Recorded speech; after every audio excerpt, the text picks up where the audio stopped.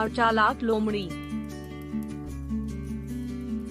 सालों पहले एक जंगल में गधा, लोमड़ी और शेर के बीच अच्छी दोस्ती हो गई। तीनों ने एक दिन बैठकर साथ में शिकार करने के बारे में सोचा। कुछ देर बाद सबने मिलकर तय किया कि शिकार करने के बाद उस पर तीनों का बराबर हक होगा। ये फैसला लेने के बाद तीनों दोस्त शिकार के लिए जानवर की तलाश में जंगल की ओर निकल पड़े। कुछ ही दूरी पर उन तीनों को जंगल में हिरन दिखा। एकदम तीनों ने हिरन पर झपट्टा मारने की कोशिश की। उसे देखते ही वो तेजी से दौड़ने लगा।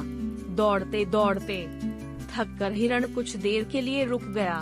तभी मौका देखकर शेर ने हिरन का शिकार कर दिया।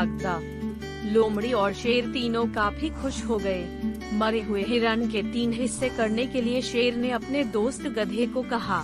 जैसा पहले तय हुआ था उसी हिसाब से गधे ने शिकार को 3 बराबर हिस्सों में बांट दिया। ये देखकर शेर को बिल्कुल अच्छा नहीं लगा। वो गुस्से में जोर जोर से दहाड़े मारने लगा।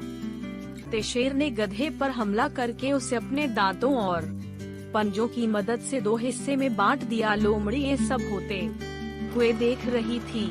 तभी शेर ने एकदम से लोमड़ बड़ी ई की मात्रा को कहा, चलो दोस्त अब तुम इस शिकार का अपना हिस्सा ले लो।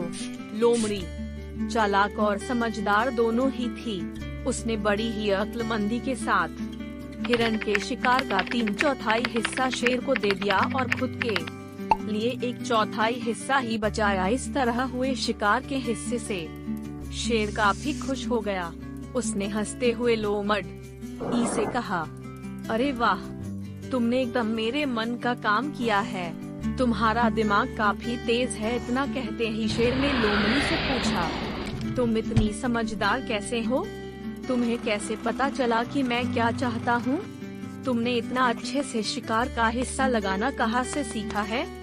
शेर के सवालों का जवाब देते हुए लोमड़ी बोली, आप जंगल के राजा हैं और आपको कैसे हिस्सा लगाना है नहीं है।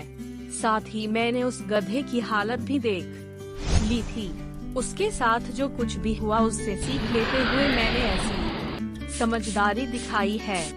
जवाब सुनकर शेर काफी खुश हुआ। उसने कहा कि तुम सच में बुद्धिमान हो।